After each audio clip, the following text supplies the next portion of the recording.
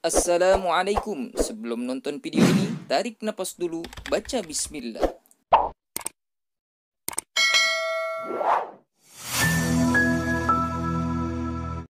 Bismillahirrahmanirrahim. Qala al-musannifu rahimahullahu ta'ala wa adama an-naf'a bihi wa bi barakati ulumihi wa bikum fid dharain amin. Bismillahirrahmanirrahim. Adabul muasyarati, artinya adab-adab bergaul, adab-adab pergaulan. Kalau kita bicara tentang judul ini, ternyata dalam bergaul di masyarakat kita memiliki adab, memiliki aturan, memiliki norma, bahwa orang yang bergaul dengan sahabat, dengan teman, dengan handai tolan, dengan famili, bahkan dengan musuh sekalipun, dia harus memiliki adab atau aturan-aturan atau norma-norma dalam bergaul. 4 sifat yang ada pada Nabi dalam bergaul dengan para sahabat, bahkan dengan musuh-musuh Islam, adalah yang pertama, siddiq. Rasulullah selalu jujur dalam bertutur kata. Beliau tidak pernah berbohong. Selama hidupnya Rasul nggak pernah bohong. Yang kedua adalah amanah. Amanah di sini Rasul terpercaya. Rasul nggak pernah mengingkari janji terhadap siapapun. Rasulullah pasti penuhi janji itu, dan Rasul adalah orang yang amanah. Bukti amanah adalah ketika pengangkatan Hajar Aswad, di mana beberapa kabilah ribut siapa yang lebih terhormat, siapa yang lebih pantas untuk memindahkan batu Hajar Aswad ke tempatnya. Maka diumumkan siapa yang datang pertama kali masuk Masjidil Haram, dialah yang berhak mengangkat, memindahkan batu Hajar Aswad itu. Ternyata Rasulullah datang lebih dulu. Itu memang udah skenarionya Allah. Sebelum orang lain datang, Rasul pertama kali datang ke Masjidil Haram. Maka dibaiatlah Rasulullah yang akan memindahkan Hajar Aswad atau batu Hajar Aswad yang dipindahkan ke tempatnya. Waktu itu sedang ada renovasi Ka'bah. Tapi saat itu Rasulullah SAW tahu persis bahwa kalaupun Rasul yang meletakkan, pasti ada gesekan-gesekan. Maka akhirnya Rasulullah mengambil inisiatif yang sangat tajam, yang sangat menyentuh para kabilah semuanya. Apa itu? Yaitu Rasulullah pada saat itu meminta menggelar sorbannya, kemudian batu Hajar Aswad ditaruh di tengah-tengah, dan dia minta kepada semua kabilah untuk memegang dari berbagai macam sudut sorbannya, beramai-ramai untuk memindahkan batu Hajar Aswad itu. Kalau orang lain belum bisa begitu, tapi Rasulullah saat itu dia sudah menampakkan amanah yang luar biasa. Ketika diamanahkan oleh masyarakat Arab saat itu, dia tahu kalau dia angkat sendiri pasti ada pergesekan. Karena Rasulullah berasal dari kabilah Bani Quraisy atau orang suku Quraisy. Tapi ternyata dia ajak semua itu untuk memindahkan. Semua beramai-ramai ikut gotong royong memindahkan batu Hajar Aswad itu. Selesai, tidak ada keributan, tidak ada gesek-gesekan. Inilah amanah yang dibebankan Rasulullah SAW pada saat dia bergaul di masyarakat. Yang kedua, tabligh. Rasulullah selalu menyampaikan, sampai kata Nabi, balighu anni walau ayah. Sampaikan kepadaku meskipun 1 ayat. Nabi selalu menyampaikan risalah kenabiannya kepada masyarakat, kepada para sahabat, kepada musuh-musuh Islam sekalipun. Beliau sampaikan itu dengan penuh tanggung jawab dan dengan penuh amanah dari Allah Subhanahu wa taala. Yang keempat adalah fatonah. Beliau cerdas. Siapa bilang beliau itu buta huruf? Buta huruf.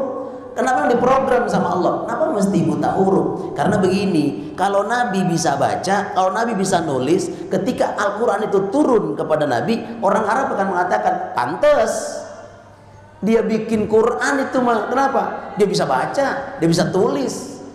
Tapi masalahnya Rasul tidak bisa baca, tidak bisa menulis. Rasul tidak bisa membaca, tidak bisa menulis, sehingga tuduhan orang kafir bahwa Al-Quran buatan Muhammad nggak bisa. Kenapa? Masa iya orang nggak bisa baca, nggak bisa nulis, kok bisa mengucapkan kata yang begitu menyihir kepada semua orang yang mendengarkan, termasuk Umar bin Khattab ketika pertama kali mendengar Al-Quran dibacakan oleh adiknya ketika di rumahnya, maka di situ dia bergetar. Surat apa? Surat Toha ayat 1 dan seterusnya. Toha ma anzalna alaikal qur'ana litashqa illa tadhkiratan liman yakhsha. Mendengar itu seluruh badannya Umar bin Khattab bergetar dan dia menyatakan diri masuk Islam. Kalau bukan itu wahyu yang diwahyukan Allah, nggak mungkin mereka ahli sastra sekalipun mereka semuanya mengagumi bahwa apa yang diucapkan Nabi Muhammad itu adalah semata-mata karena Al-Quran, wahyu yang diwahyukan Allah Subhanahu wa Ta'ala. Maka adabul muasyarah artinya adab-adab bergaul. Di sini Rasulullah sudah mempraktekkan dengan 4 poin: sidik, amanah, tabligh, fatonah. Adabuha katsiratun, adab bergaul itu banyak. Apa itu diantaranya? Kita semua adab-adab bergaul harus dipraktekkan dalam kehidupan sehari-hari, karena kita berkeluarga, bermasyarakat, berbangsa, bernegara. Dalam konteks ini maka kita harus menempatkan posisi masing-masing. Ketika kita bergaul dengan sesama bangsa, maka kita harus menyesuaikan bahwa bangsa Indonesia adalah bangsa yang berakhlak. Bangsa dunia juga, mereka juga punya aturan dan norma. Ketika bersama-sama masing-masing menyesuaikan budaya dan kearifan lokalnya masing-masing. Maka adabnya yang begitu banyak, salah satu minha di antara adab-adab yang banyak itu adalah tolaqatul wajhi, menampakkan wajah yang ceria. Tolaqatul wajhi artinya menampakkan wajah yang ceria. Nabi sampai katakan begini, tabassumuka fi wajhi akhika laka shadaqatun. Senyummu kepada saudaramu itu adalah sedekah. Biasanya kalau kita marah kepada sahabat kita, biasanya kalau kita bukan hanya marah, benci. Biasanya kalau kita kesel, amarah kita memuncak. Ketika kita bertemu dengan orang yang kita paling benci, maka kita tidak akan mungkin bisa senyum, maka kita tidak akan mungkin bisa ceria muka kita. Semua muka kita kaku. Rasanya itu kalau masih ada jalan lain, kita akan belok jalan lain, nggak akan mau ketemu dia. Tapi karena nggak ada jalan lain selain itu satu-satunya jalan, maka dia nengok ke sana, dia nengok kemari. Satu pun tidak ada saling menegur. Padahal Nabi katakan, tabassumuka fi wajhi akhika laka shadaqatun. Senyummu kepada saudaramu itu adalah sedekah, dan sedekah adalah ibadah. Jadi kalau kita pengen mentaati perintah Rasulullah SAW, maka adab dalam bergaul adalah kita mesti menampakkan wajah yang ceria. Assalamualaikum, itu ciri khas kita sebagai orang Islam. Dimanapun kita berada, Assalamualaikum. Waalaikumsalam. Kalau dia bilang Assalamualaikum warahmatullah, jawaban kita jangan sampai di situ. Jawaban kita Waalaikumsalam warahmatullahi wabarakatuh. Kenapa kalau sholat, kalau kita sholat Assalamualaikum warahmatullah, gitu kan? Assalamualaikum warahmatullah. Maksudnya kita kenapa nengok kanan, nengok kiri? Karena di sisi kiri kanan kita ada tetangga, supaya kita bisa menengok ke kiri ke kanan. Di sana ada sahabat, ada orang, masyarakat kita yang tempat kita bergaul, mereka banyak kekurangan. Kita nengok, jangan begini saja, nengok ke kiri, nengok ke kanan. Itu adalah perlu dibantu. Maka ketika kita Assalamualaikum warahmatullah, Assalamualaikum warahmatullah. Tapi ketika kita sholat jenazah, kita ngimamin maupun kita makmum, maka sholat kita mengatakan ketika salam Assalamualaikum warahmatullahi wabarakatuh. Pakai ada wabarakatuh. Assalamualaikum warahmatullahi wabarakatuh. Untuk apa? Kalimat salam yang kita ucapkan sampai wabarakatuh adalah doa untuk si mayit. Jadi bukan untuk kita, doa untuk mayit sampai wabarakatuh. Jadi imamnya tuh mesti dibilangin juga. Kebanyakan imam juga ada yang Assalamualaikum warahmatullah, padahal harusnya ditambah Assalamualaikum warahmatullahi wabarakatuh. Imamin sholat apa? Sholat jenazah. Menampakkan wajah yang ceria. Ini Rasulullah. Rasulullah dimanapun dia bertemu dengan para sahabat, musuh Abu Jahal, Abu Lahab sekalipun yang memusuhi Islam, tetap dia selalu menampakkan wajah yang ceria, wajah yang betul-betul menampakkan keramah tamahan yang ditampilkan. Makanya semuanya satu persatu masuk Islam. Semua tokoh-tokoh Quraisy, tokoh-tokoh pembesar Quraisy satu persatu tiap hari makin dibantai Islam, makin dipojokkan Islam, tapi justru Rasulullah membawanya dengan penuh kelemah lembutan, dengan penuh ramah tamah. Maka Islam semakin hari semakin bertambah, bukan dari kalangan budak, tapi dari kalangan pembesar Quraisy. Lama-lama dia akan terus bertambah, dan bahkan ketika Rasulullah perang Badar itu baru 300-an. Ketika perang-perang berikutnya, bayangkan ketika ekspansi perluasan Islam ke beberapa negara, ke beberapa wilayah, itu sudah puluhan ribu umat Islam yang masuk ke dalam agama Islam. Idza jaa nasrullahi wal fath wa ra'aitan nasa yadkhuluna fi dinillahi afwaja. Kau lihat Muhammad, mereka masuk ke dalam agama Allah dengan berbondong-bondong semuanya. Ketika Futul Mekah, pembebasan kota Mekah, nggak ada pertumpahan darah tuh, nggak ada yang dibunuh satupun sama Rasulullah. Tapi ternyata disitulah Islam menampakkan kedamaian yang luar biasa, sampai akhirnya orang semuanya berbondong-bondong masuk ke dalam agama Islam. Bukankah ini adalah Rasulullah yang menampakkan luar biasa, contoh tauladan? Maka Rasulullah dikatakan uswatun hasanah. Rasulullah sebagai contoh tauladan yang baik, qudwah yang bisa diikuti oleh kita semua. Walinul janibi, artinya Rasulullah adab bergaul itu yang berikutnya adalah walinul janibi, lembut atau ramah tamah, lemah lembut kepada teman, kepada sahabat, kepada keluarga, kepada siapa saja. Harus lemah lembut, jangan kasar. Bab kasar itu bukan ajaran Rasulullah Sallallahu Alaihi Wasallam. Dalam Quran surat Al-Hijr di sana dinyatakan, waqfid janahaka lil mu'minin, merendah dirilah kalian kepada orang-orang mukmin, terhadap orang mukmin. Jangan berlaku takabur, jangan berlaku sombong. Mengapa? Karena ini bukan sifat yang ditampilkan oleh baginda Rasulullah. Rasulullah bukan hanya kepada sahabat, kepada musuh sekalipun dia selalu lemah lembut. Bahkan dalam perang Uhud nih ya, ketika Rasul katakan, hei para 50 pemanah terbaik, kamu tetap ada di Jabal Rumah. Jabal Rumah itu adalah tempat gunung yang tidak terlalu tinggi, tapi di situ ada 50 pemanah terbaik. Udah dipilih tuh.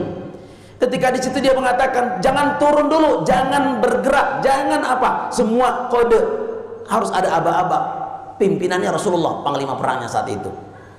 Perang pertama itu baru dihadapi nama yang bukan 50 pemanah di bawah itu baru begitu aja mereka udah kocar kacir, karena tujuan pertama kali perang dalam perang Uhud di situ adalah untuk membela li'i'la'i kalimatillah, untuk membela agama Allah. Nah, baru beberapa jam ternyata banyak orang kafir yang meninggal dunia, bersimbah darah. Orang-orang kafir yang begitu hebat, kuat, ternyata mereka saat itu berantakan, kocar kacir. Sehingga akhirnya saat itu mereka sudah mengatakan euforia, kita menang, kita menang, kita menang. Tapi ternyata mereka melihat banyak orang kafir yang meninggal dunia di bawah gunung sana, di bawah gunung Uhud, dan itu semua terkapar, banyak yang meninggal dunia. Sehingga akhirnya mereka dengan harta-harta rampasan bergelimangan. Nah, ingat, awalnya mereka adalah untuk meninggikan agama Allah.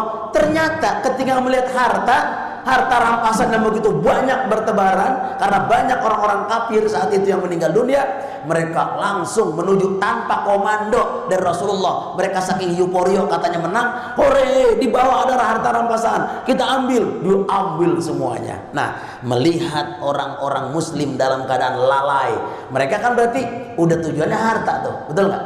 Tujuan perangnya yang tadinya karena Allah, ingin membela agama Allah, karena ngeliat harta, berubah nggak?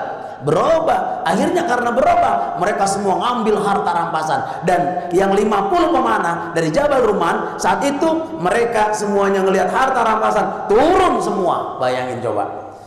Udah kocar-kacir tuh barisan pasukan Islam saat itu.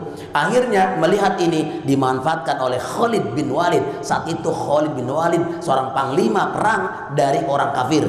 Dia belum masuk Islam. Wah, lengah nih mereka. Dia puter haluan. Dia puter orang-orang kafir bersama kuda-kuda mereka yang gagah-gagah naik ke atas gunung, kemudian turun menyerang dari atas. Bayangin coba, dalam kondisi nggak punya persiapan, ini panah udah lagi dilipat, ya kan? Nggak punya kesiapan apa-apa, ngambilin harta, pegangin harta, diburu dari berbagai penjuru. Saat itu banyak umat Islam yang meninggal dunia, termasuk Rasulullah hampir saja terbunuh dalam perang itu. Hampir saja Rasulullah mati karena diriwayatkan gigi geraham Rasul saja sampai patah, sampai berdarah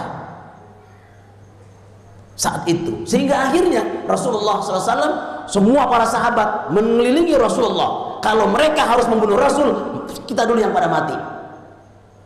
Dan akhirnya dengan perkuatan, dengan tangan diselingi dengan takbir, dengan memuji Allah, akhirnya mereka bisa bertahan dan akhirnya bisa menggempur, dan akhirnya Rasulullah bisa diselamatkan dalam perang Uhud. Hanya dalam perang Uhud umat Islam kalah dalam peperangan. Akhirnya seorang Hamzah bin Abdul Muthalib terbunuh saat itu. Paman Rasulullah yang sangat dicintai, orang yang pertama masuk Islam dari kalangan paman Rasulullah itu, dia panglima perang, terbunuh. Kenapa? Karena saat itu yang membunuh adalah Wahsy, seorang budak.